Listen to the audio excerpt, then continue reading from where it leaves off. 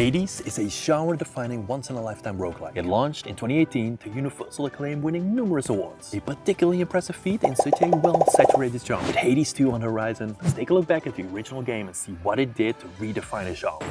Few tales are told of Hades, whose very name inspires fear and penitence, reminding us of the inevitable fate which we all share. I, however, mean to tell you such a tale. Listen carefully. Released in December of 2018 at the roguelike craze, Hades had a steep hill to climb. Competition is very stiff and new roguelikes are seemingly releasing every day. Roguelike fatigue is setting in and people are getting tired of the genre. They want something new and different. Hades answers the call.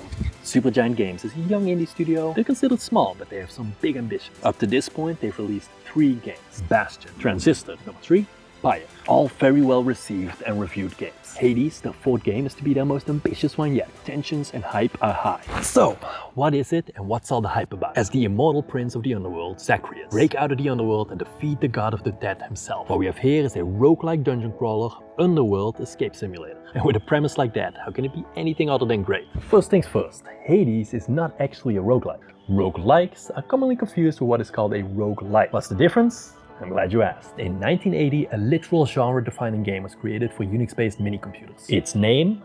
Rogue. It doesn't look like much today, but over 40 years ago, it laid the foundation for all the roguelikes today. So, what is a roguelike? Simply said, an RPG dungeon crawler through procedural generated levels with permadeath. But there is so much more to it than that. I present to you the 8 tenets of the roguelike. A game needs to abide all of these rules to be considered a true roguelike, and here's what that looks like. Games like Tangle Deep, NetHack, Dwarf Fortress Adventure Mode are all considered true roguelikes. What the casuals call roguelikes are in fact roguelikes. For the sake of this video, I'm gonna gather all these games under the roguelike umbrella. What actually makes a roguelike good and Hades the best? Let's take a look.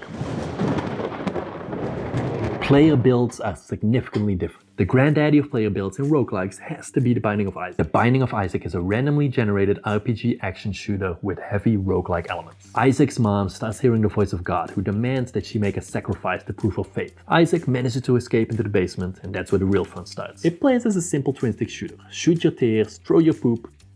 There's a lot of poop in this game. It all seems very simple, and for the first floor it is. But then enemies start getting more numerous and faster, bodily fluids start flying everywhere, and before you know it, it's game over. A good roguelike has to walk the tightrope between difficult and frustrating very carefully, and Isaac does this perfectly. The fight always feels fair. If you'd only just been a little better, you would have made it through. Secondly, every run is completely different. I've played this game quite a bit, and I don't think I've ever had a remotely similar run twice. At times it's almost overwhelming. When I play, I rarely know what items I'm gonna do what or how they will combine or synergize. This game truly has such a wide variety of gameplay, it's crazy. Hades, on the other hand, is a little more concerted in its efforts.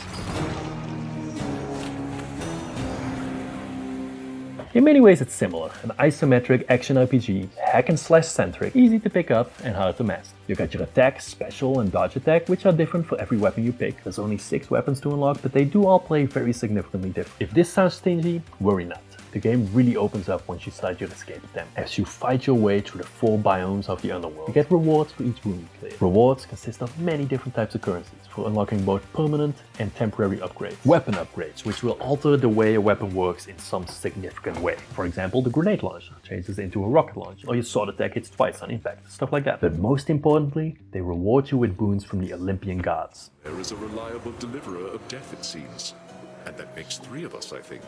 And this is where the game really becomes incredibly fun and you can go ham with your player build. There are a total of 9 Olympian gods. Think Zeus, Ares, Artemis. Each god has their own type of boon. Zeus's boons, being the god of sky and thunder, usually involve adding some kind of shock effect to your attacks, specials and dodges. Artemis, the goddess of the hunt, has boons related to critical hits and homing attacks. Or the boons of Dionysus, the god of wine and madness, give enemies hangover damage. I haven't dealt with that since I was in college. The boons of the gods all have different synergies, some of them even combining into whole new boons. So in one run, you might solely focus on the boons from the goddess Demeter. That turns your cast ability into a laser firing turret. While in the next, you're a lightning and hangover dealing powerhouse. Combine this with your weapon of choice and your weapon altering upgrades, and this gives you a whole lot of variety in your playstyle.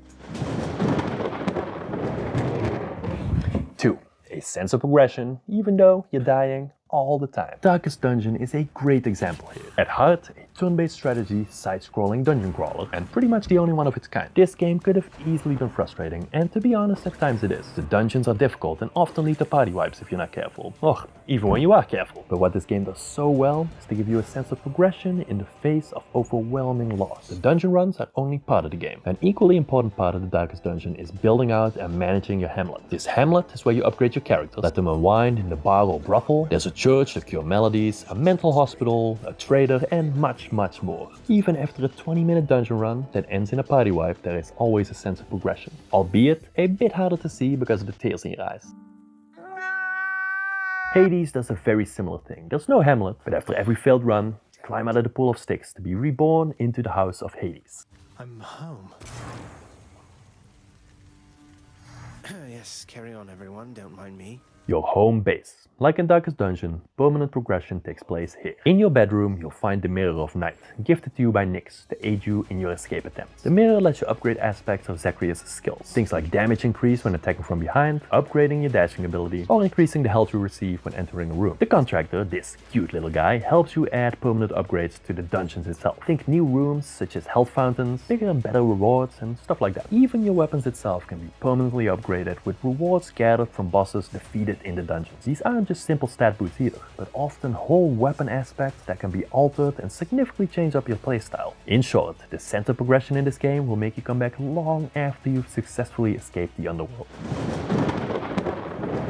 Take FTL, you captain your own starship. The hook is as simple as that, and it absolutely works. One of the best roguelikes I've ever played, and I'm sure many of you will agree with me. Piloting your starship, fighting off bandits, escaping a black hole, narrowly defeating a group of insect-like aliens that boarded your ship. It's so much fun. If there was ever a Star Trek simulator, this is it. A good idea can raise a game from good to classic. Hades 2 has an amazing hook, and I already talked about it. This is an underworld escape simulator, true and true. Who doesn't get excited by that? As Zacharias, the son of Hades, you're trying to escape the underworld, aided by the Olympian and Chthonic gods alike. The setup is great, and like with FTL, it just works.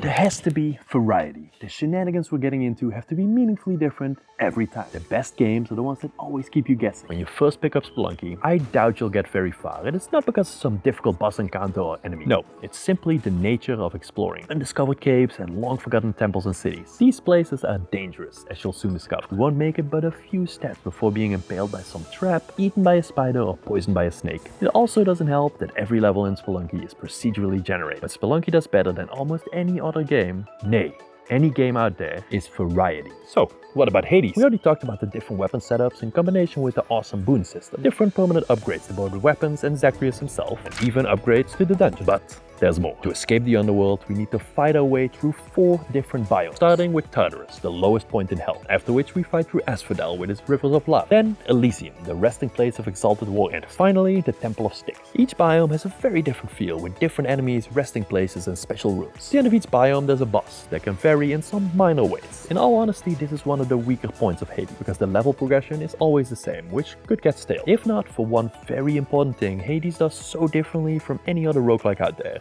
As far as I know.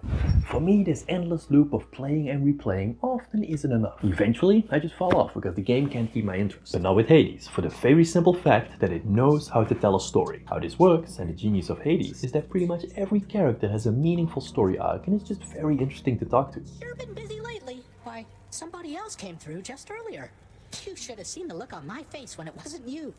But you don't just get to hear the whole story right away. No, you have to die many times over. Take Achilles, a bit of a rebel in the house of Hades, you could say. A warrior in a previous life, and now one of Hades' honor guards. He knows so much of what's going on in the underworld, and once you develop a relationship with him, he even gives you his codex, which you can then fill out. Or how about Nyx, your mother? Or is she? As it turns out, there's much more to her in Hades than first meets the eye. Even Dusa, the sweet little cleaner who has a crush on Zacharias, has a meaningful part to play in the story. Know that if you do get out, we are going to miss you around here.